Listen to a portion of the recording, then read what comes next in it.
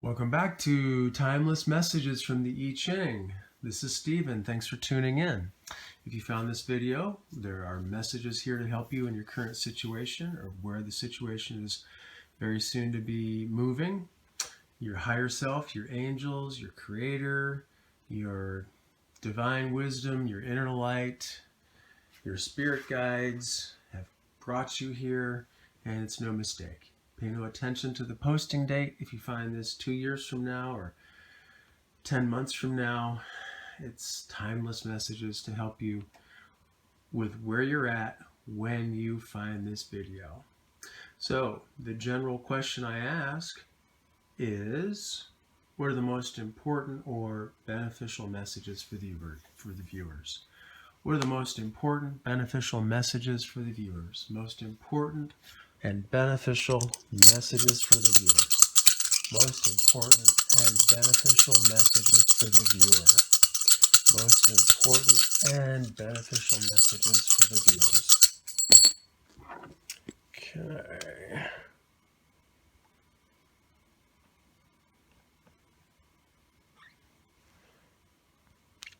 Most important beneficial messages for the viewers.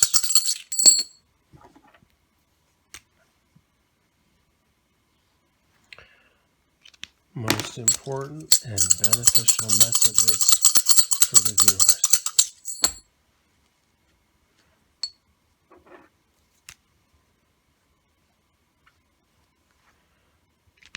Most important and beneficial messages for the viewers.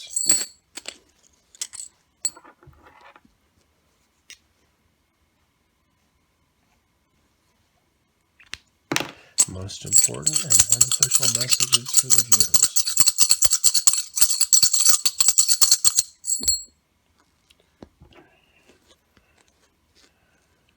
Okay.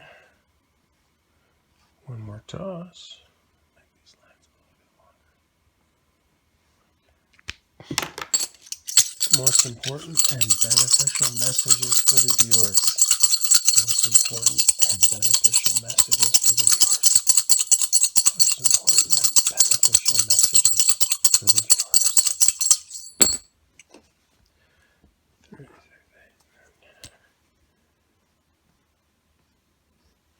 All right.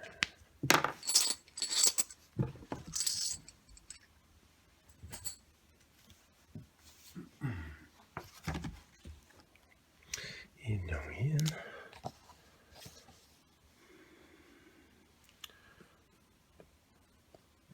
Con is the top one, the abysmal water.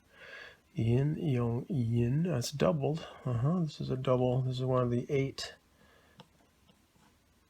double trigrams. Same above as below.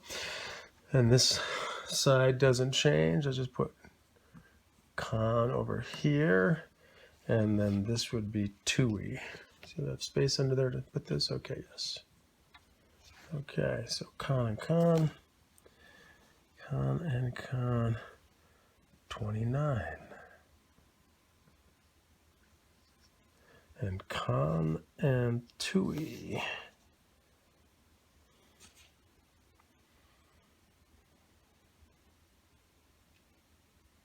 60.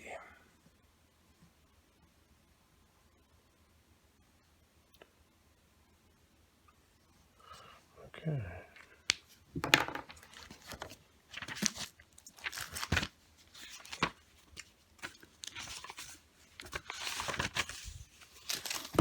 Okay, limitation is this.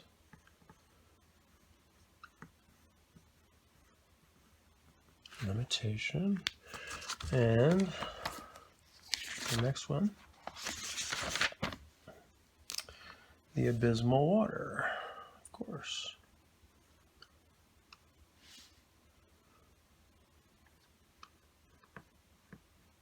The abysmal. Or you could just say water.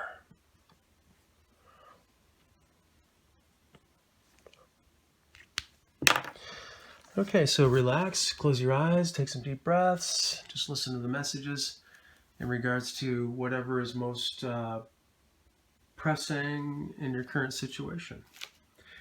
So this is a double trigram, the abysmal water on top of the abysmal water.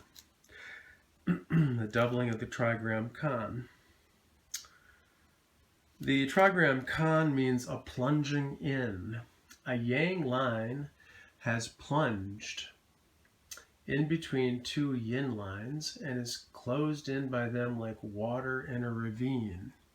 So this is the yang line that's plunged between two yin lines as water is in a ravine. The trigram con is also the middle sun. The receptive has obtained the middle line of the creative, and thus con develops. As an image, this represents water, the water that comes from above and that's in motion on earth, in streams and rivers, and giving rise to all life on earth. In humanity's world, con represents the heart, the soul, locked up within the body. The principle of light enclosed in the dark, that is reason. The name of the hexagram, because the trigram is doubled, has the additional meaning, repetition of danger. Thus, the hexagram is intended to designate an objective situation to which one must become accustomed, not a subjective attitude. So this is an objective situation that one must become accustomed to or adapt to. For danger, due to a subjective attitude, means either foolhardiness or guile. Hence, too, a ravine is used to symbolize danger. It is a situation in which a man or woman is in the same pass or the same ravine as the water. And, like the water, this person can escape if they behave correctly, just like water.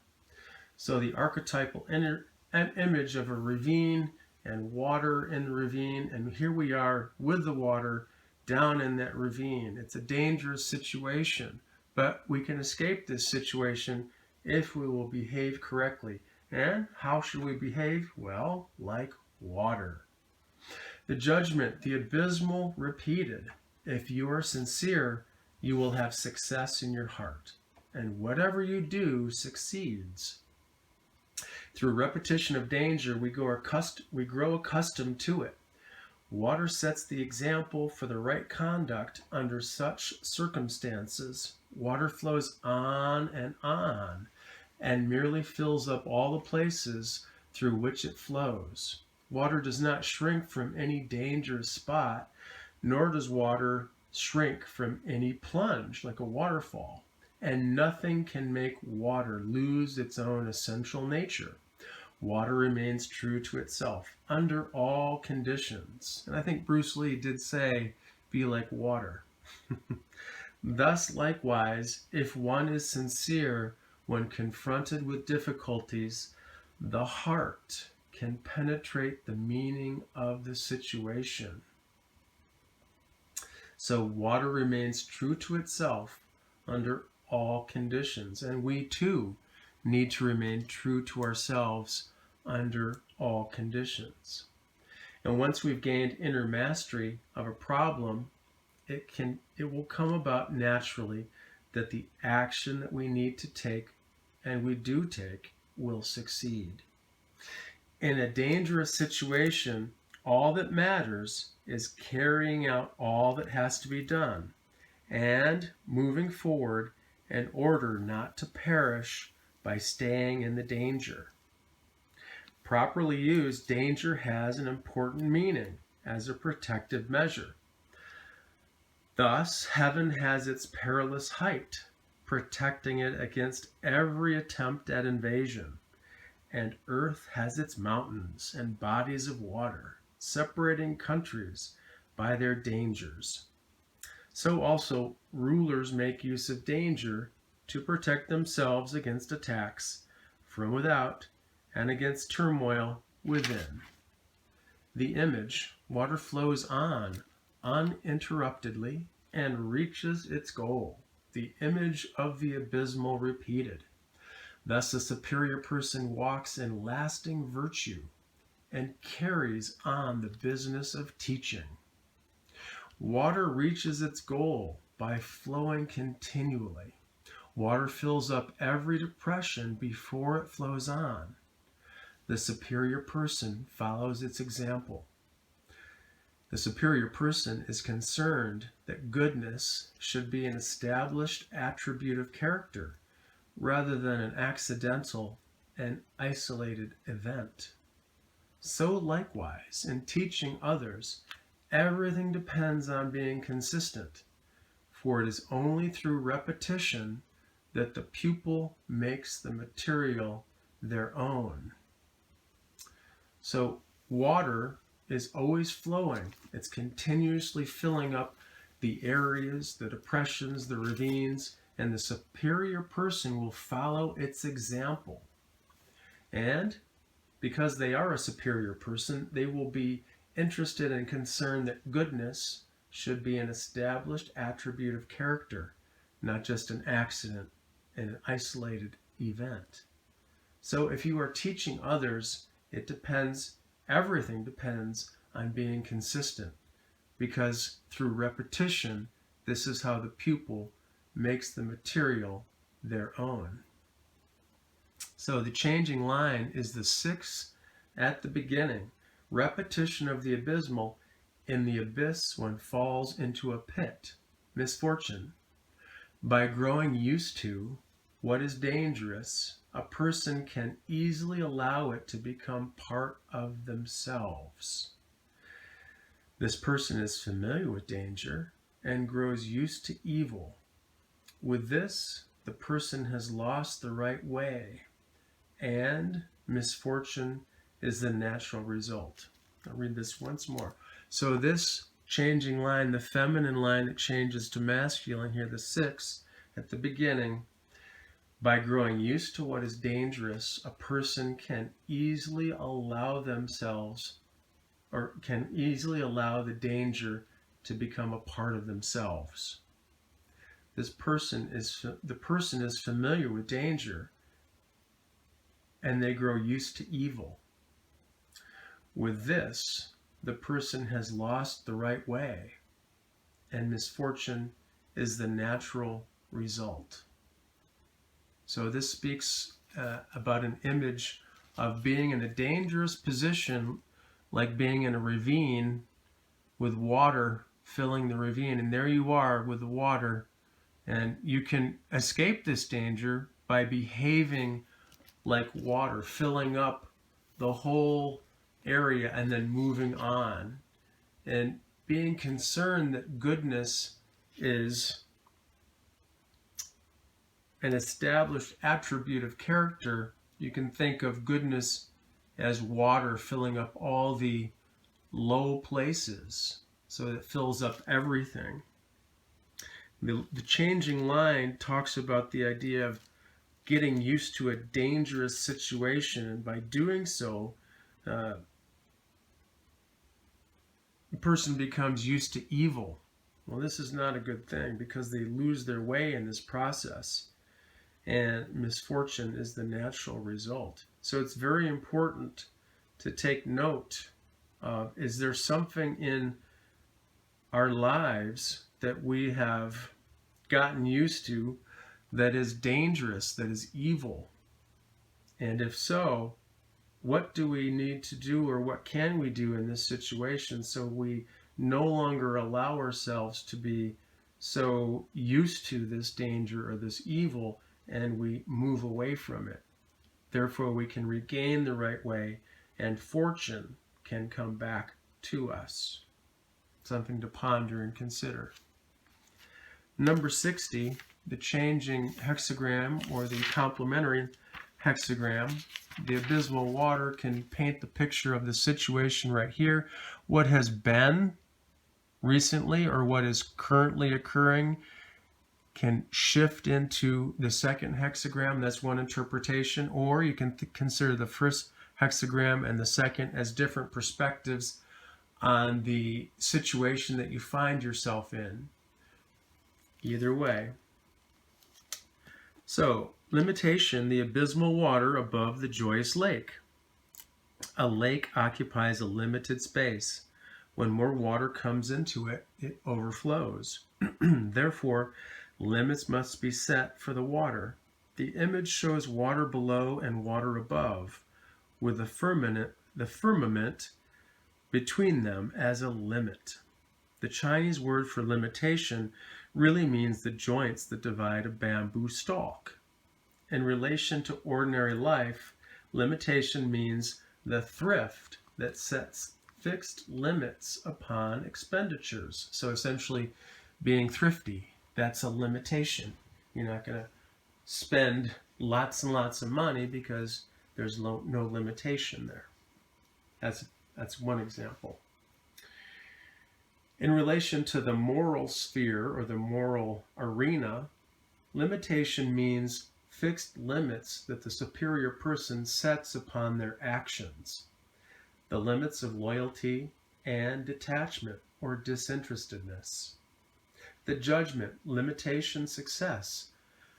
Severe limitations must not be persevered in. Limitations are troublesome, but they are effective.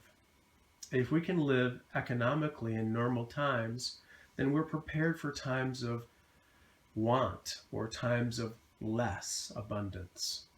To be sparing and thrifty saves us from humiliation. Limitations are also indispensable in the regulation of world conditions. In nature, there are fixed limits for summer and winter, day and night, and these limits give the year its meaning. In the same way, economy, by setting fixed limits upon expenditures, acts to preserve property and prevent injury to the people.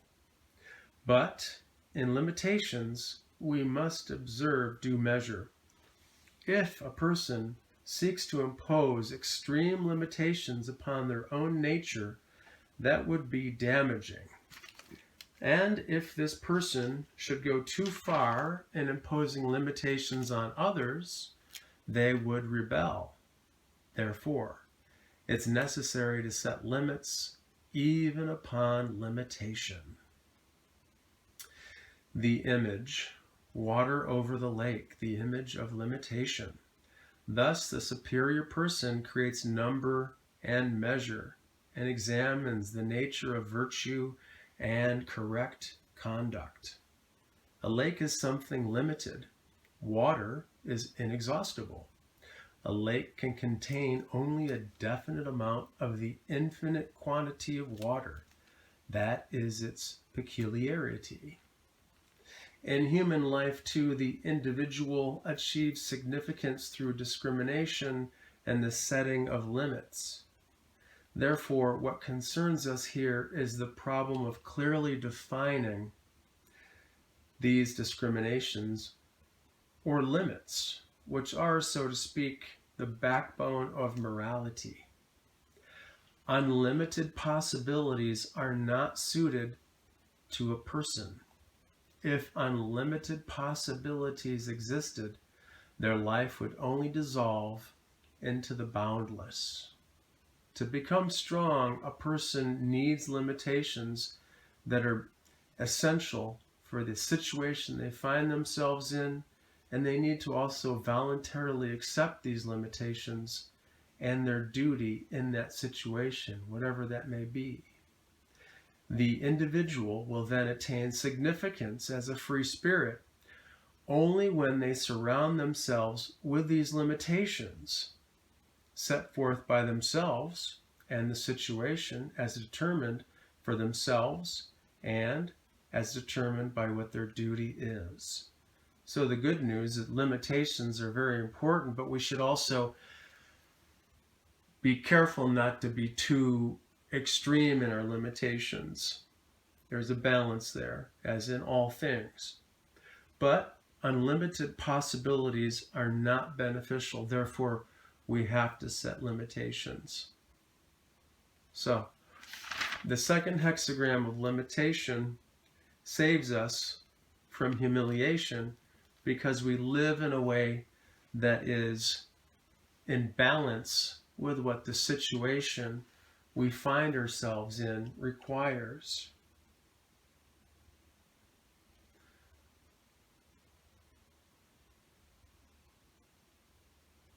So as you're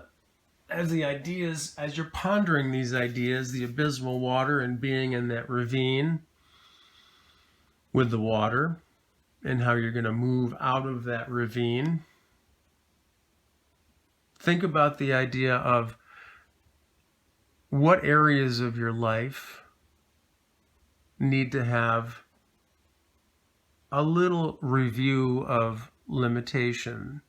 Perhaps there's some areas in your life that need a little bit more discipline, or you need to set some limits in certain areas. And what would those particular areas be? The other idea that I wanted to reemphasize again is the 6 in the first position. And this is a very important message because it's the only changing line in the first hexagram. It's very pertinent to the message today. So this describes a person who's gotten used to danger, and it's become part of them. Essentially, because they've gotten so used to this danger, they've grown used to evil, and they've lost their way. Therefore, misfortune is a natural result. So by growing used to danger, or allowing a certain amount of evil to be accepted within ourselves, in our lives, this could be related to the idea of not having proper limitations in certain areas. And also putting a limitation down. If, let's say, for example, someone is treating you in a very disrespectful way, or is being dangerous, or they're being acting in an evil way toward you, malicious, and you have not, if you've grown used to it, you've accepted it, you've tolerated it for a period of time, perhaps quite too long, this is something to review and ask yourself, what do I need to do so that I'm no longer allowing this type of evil or danger to for me to accept this any longer? Because I want to get back on the healthy, bright path, and I don't want to stay in a place of misfortune. I want to enter into fortune. Therefore, setting limits could be your friend in this process. I hope these messages have spoken with you. I would recommend that you listen to this reading again once or twice and jot down the most important messages as you see them in your current situation. If you're interested in a private reading, the information about those is in the description box. Thanks again for tuning in, and take care.